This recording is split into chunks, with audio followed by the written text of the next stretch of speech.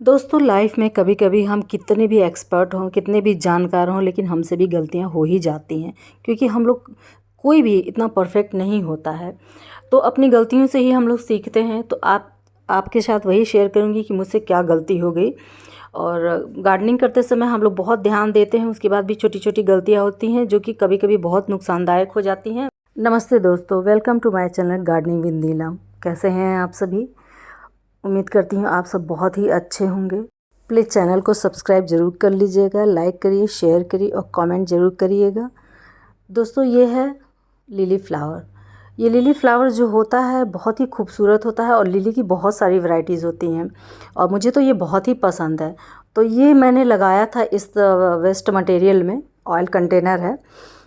लेकिन इसमें गलती क्या हो गई मुझसे, ये देखें किस तरह से ये ख़राब हो रहा है।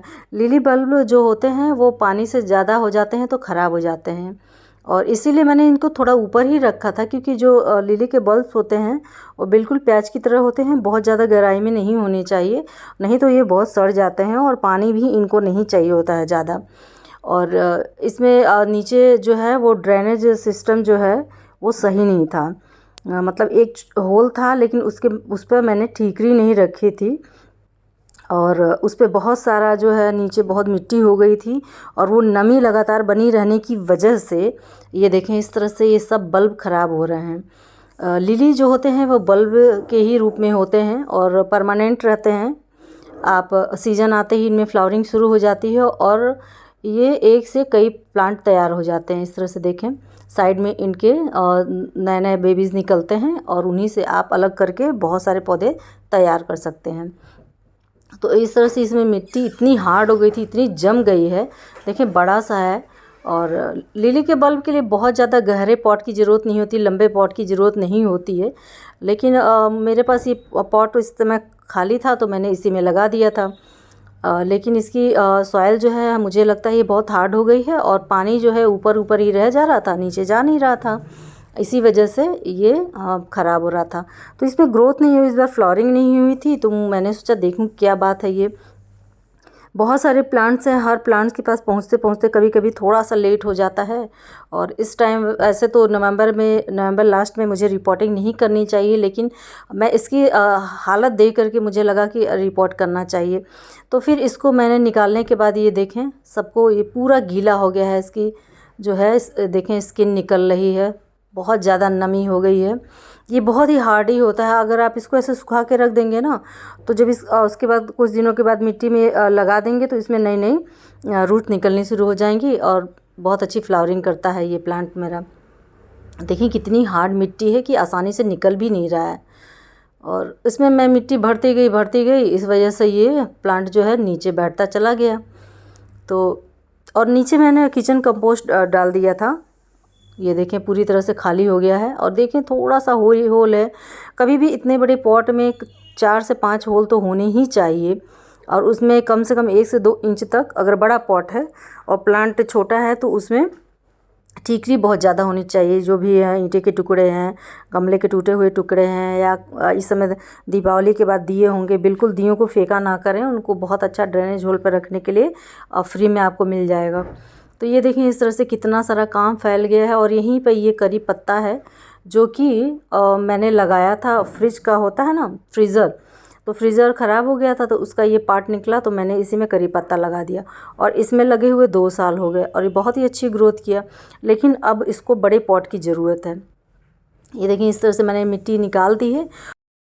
इस सॉइल को मैं नहीं भरूंगी और इसमें दूसरी सॉइल भर करके और इसमें मैं करी प्लांट लगा दूंगी और लिली प्लांट को किसी दूसरे कंटेनर में लगाऊंगी। और ये देखिए मेरी जो सॉइल होती है बिल्कुल ऑर्गेनिक होती है, इसीलिए ये अर्थ वॉर्म है, केंचुआ है ये। मेरी पूरी किसी भी गमले में, किसी भी मिट्टी में सिर्फ बहुत सारे अर्थ वॉर्म रहते हैं, जिसकी वजह से हमारी मिट्टी बिल्कुल ही हेल्दी है और मैं बिल्कुल केमिकल नहीं डाल रही हूँ। इसका यही परिणाम है कि इसमें ढेर सारे अर्थ वॉर्म हैं, केंचुए हैं। और मिट्टी का कलर देख सकते हैं आप कितनी रिच लग रही है। और ये देखें इस तरह से दिए के टुकड़ों को ऐसे तोड़ लिया करें और ड्रेनेज होल पर रख दिया करें तो बहुत ही अच्छा रहता है ये। और हैंगिंग बास्केट में भी ये छोटे छोटे लाइट वेट होते हैं इन टुकड़ों को रखने से। ये देखें इस बार मैं बिल्कुल गलती नहीं कर रही हूँ और ड्रेनेज होल का बहुत ही ध्यान दे रही हूँ। और इस तरह से छोटे छोटे टुकड़े हैं ईंटों के, और ये दिया जो तोड़ तोड़ के मैंने रख दिया है इसी में, जिससे वजह से इसमें पानी जमने नहीं पाएगा। ये प्लास्टिक कंटेनर होते हैं इसीलिए इसमें पानी जल्दी सूखता नहीं है। और हाँ, ये गार्डन की जितनी भी हमारे पास लीव्स होती हैं सूखी हुई आसपास गिरी रहती हैं, ये मेरे बैकयार्ड गार्डन का पीछे का है, घर के पीछे का एरिया है। वहाँ पे बहुत सारे प्लांट हैं, जैसे आंवले का पौधा है, 2 आम के पेड़ हैं, ऐसे बड़े बड़े पेड़ हैं जिसकी पत्तियाँ बहुत गिरती रहती हैं। और यहीं पे ये देखें करी पत्ता जो मैंने बीज से लगाया था, इसी बड़े से करी पत्ते के पेड़ के नीचे मैंने ये बीज लगा दिया था। करी प्लांट को बीज से बहुत आसानी से लगाया जा सकता है और इस प्लांट को भी मैंने बीज से ही लगाया है। तो इस तरह से मैं गार्डन में वेस्ट मटेरियल इस्तेमाल करके गार्डनिंग करती हूँ। और कम खर्च में गार्डनिंग करने का मज़ा ही अलग होता है। और घर के कबाड़ को फेंकने के बजाय घर के इस्तेमाल करें। और इसको इसमें से निकालने के बाद इस कंटेनर को भी मैं इस्तेमाल करूँगी। और फ्रीज़र जो होता है दोनों साइड से उसमें होल ही होता है, कुछ खाली रहता है। तो मैंने नीचे देखें ये रस्सियों की सहायता से बोरियां लगा रखी थी और उसके बाद तब इसमें प्लांट लगाया था ये करी पत्ते का। तो जुगाड़ कर कर के हम लोग बहुत कुछ कर सकते हैं अपने गार्डन में। घर के किसी भी कबाड़ को कबाड़ी के देने से क्या फ़ायदा, उससे अच्छा हम इसका इस्तेमाल कर लें। और ये बहुत ही सही है, बहुत मजबूत है, ये जल्दी ख़राब नहीं होगा। बस इसका थोड़ा सा प्रॉब्लम ये रहता है कि दोनों साइड से होल था, इस वजह से ये मुझे बोरियों की सहायता से इसको बांध के रखना पड़ता है। तो ये देखें ये करी पत्ता की रूट्स, अब इसको पूरा बड़ा पॉट चाहिए था और ये देखें कितनी अच्छी ग्रोथ हुई है। ये प्लांट छोटे से कंटेनर में भी इतने अच्छी ग्रोथ कर रखी थी। और इस समय तो ये प्लांट डोरमेंसी में जा रहा है, बारिशों में इसकी ग्रोथ और भी अच्छी होती है। और मैं इस प्लांट को जो है घना ही बनाती हूँ, पिंचिंग करती रहती हूँ, प्रूनिंग करती रहती हूँ, जिससे कि छोटे में ही ये घना बना रहे। और आप उसके बाद आप जब पिंच करेंगे ना तो वहाँ से नई नई ब्रांचेस निकलेंगी, तो आपका प्लांट घना हो जाएगा। ये देखें पूरी तरह से खाली हो गया है। ये देखें इस तरह से मैंने बोरियों को बांध रखा था रस्सी की सहायता से। तो जुगाड़ करके हम अपने गार्डन में बहुत से बेकार चीज़ों का इस्तेमाल कर सकते हैं। और ये मिट्टी तो बहुत ही अच्छी है, क्योंकि जो हमारे मिट्टी है उसमें बहुत सारे अर्थवर्म होते हैं, इसलिए जो वो बहुत ही लाइट वेट बना देते हैं मिट्टी को। तो इस तरह से मैंने इसको पूरी तरह से खाली कर लिया है और इसमें भी मैं कुछ प्लांट लगा दूंगी। ये देख सकते हैं आप, करी पत्ते के पौधे को देखिए। मेरी मिट्टी का कलर देख के ही आपको पता चल रहा होगा कि कितनी हेल्दी मिट्टी है।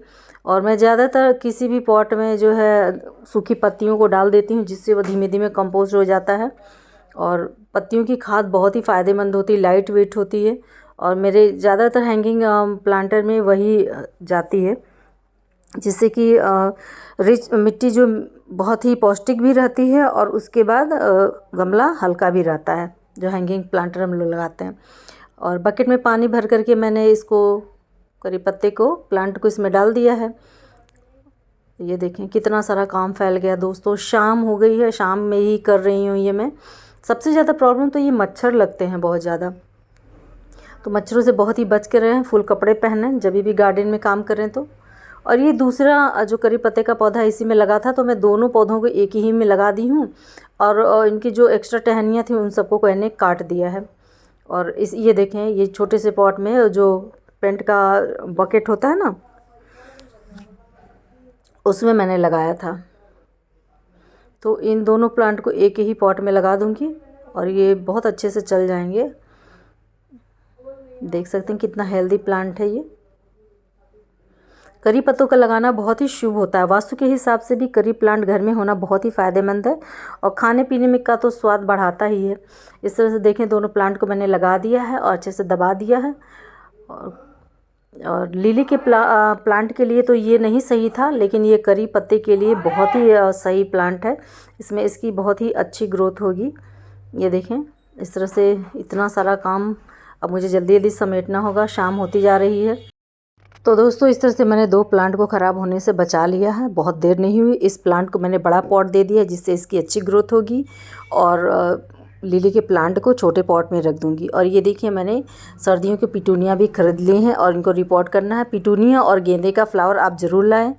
तो दोस्तों लाइक करिए, शेयर करिए, कमेंट करिए और चैनल को सब्सक्राइब ज़रूर कर लीजिएगा। फिर नेक्स्ट वीडियो में मिलती हूँ, तब तक के लिए बाय बाय दोस्तों।